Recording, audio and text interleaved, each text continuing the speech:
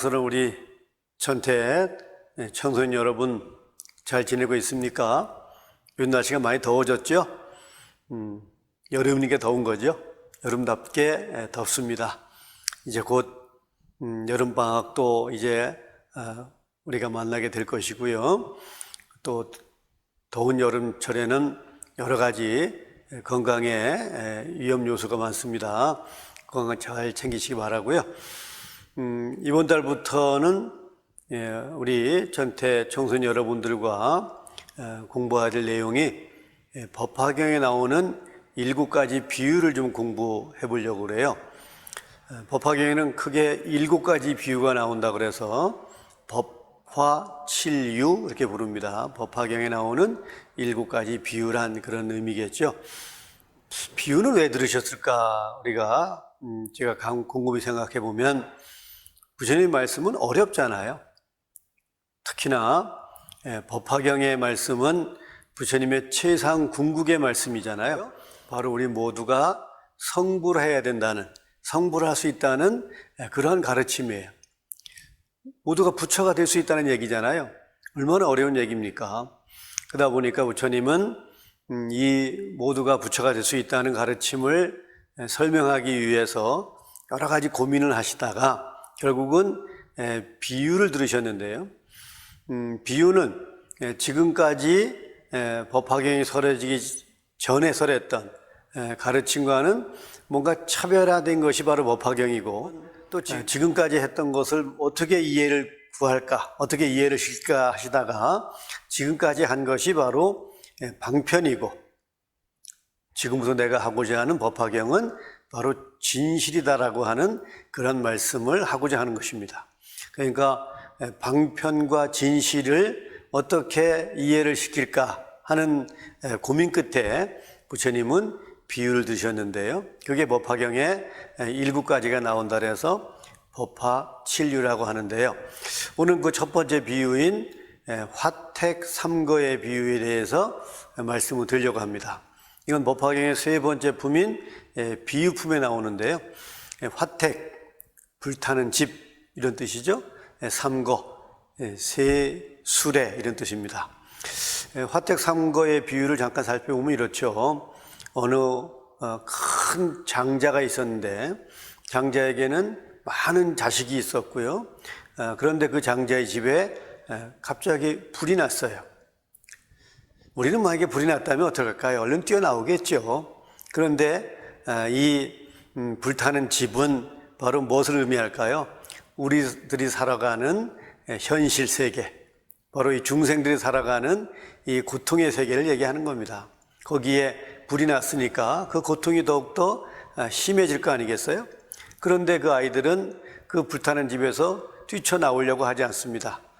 불이 무엇인지, 뭐가 위험한지를 모르는 거죠. 그래서 아버지가 밖에서 아무리 불이 위험하니까 나오라고 해도 나오지를 않는 겁니다. 바로 이 비유가 우리가 현실에서 중생으로 살아가면서 많은 고통을 받습니다. 생로병사도 고통이고요. 우리가 여름엔 더워서 겨울엔 추워서 우리는 고통을 겪습니다. 그 고통에서부터 벗어나는 길이 우리가 구해야 되는 길이잖아요. 근데 우리는 그 길을 잘 모르는 거죠. 그래서 불타는 집에서 뛰어나올 생각을 하지 않는 겁니다. 아버지가 아무리 나오래도 나오지 않으니까 아버지는 어떻게 했습니까? 꾀를 냈죠. 바로 꾀가 방편입니다. 방편이란 말은 편리한 방법이란 뜻입니다. 좀 꾀란 말은 조금 부처님한테는 죄송스러운 표현이지만 꾀라고 볼 수 있습니다. 그래서 아버지는 아이들이 평소에 갖고 싶어했던 장난감이 생각이 났죠. 그래서 아이들에게 소리칩니다. 지금 너희들이 갖고 싶어하는 장난감이 밖에 준비되어 있으니까 나와서 갖도록 하거라. 그러자 아이들은 평소에 갖고 싶어하던 장난감이 있다고 하니까 앞다투어 뛰어나와서 불타는 집의 위험에서 벗어나게 됐다는 것이죠. 아들들이 모두 나오자 아버지는 아들들이 원하는 장난감보다 훨씬 더 크고 훌륭한 수레를 줬다는 것입니다. 아버지가 주겠다는 수레는 사슴이 끄는 수레, 양이 끄는 수레, 소가 끄는 수레였지만 아버지가 준 수레는 큰 신소가 끄는 훌륭한 수레였다는 겁니다. 여기서 장난감에 비유되는 세 가지 수레는 성문, 연각, 보살을 얘기하는 것이고요.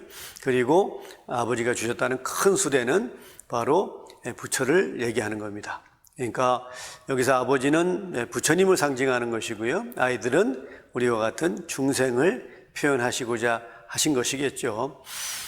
우리는 부처님께서는 우리에게 깨달음을 말씀하셨지만 우리는 깨달음을 한 번에 이룰 수가 없습니다. 그래서 용기도 내지 않고 희망도 갖지 않습니다. 그래서 부처님은 방편을 쓰십니다.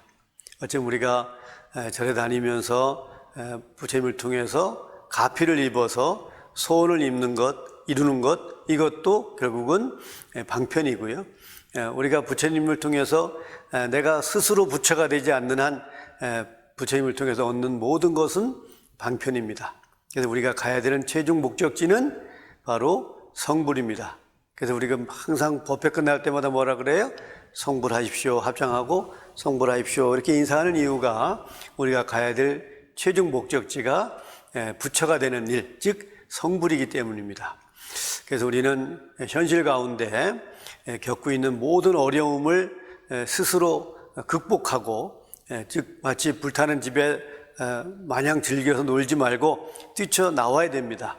그래서 나와서 결국은 큰 신소가 끄는 수레를, 훌륭한 수레를 얻듯이 우리는 작은 것에 만족하지 말고 미래에 꼭 부처님이 되겠다는 그런 마음을 가지고 노력을 해야 되겠죠.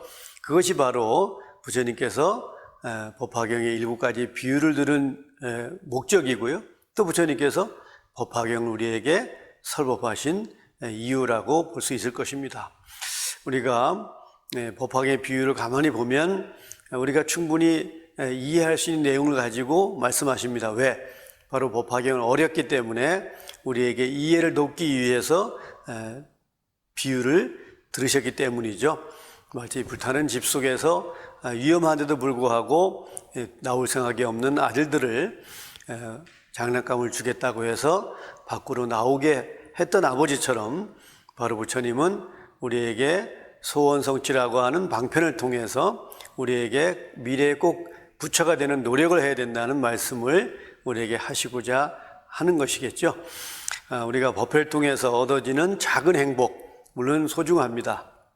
그것이 우리가 얻는 현실적인 행복일 수 있어요. 그러나 그것이 결코 궁극의 목표가 되서는 안 됩니다. 우리는 꼭 성불이라는 목표를 향해서 가야 되고요. 그렇게 하기 위해서 우리는 부처님과 같은 행동을 할 수 있도록 노력을 해야 되겠죠. 바로 우리가 올바른 불자가 되는 길을 부처님이 이렇게 제시하셨다 하는 것으로 화택상거의 비유를 이해하셨으면 좋겠습니다. 우리 천태 청년 여러분, 우리 미래에 꼭 성불하기 위해서 같이 노력합시다. 고맙습니다. 성불하십시오.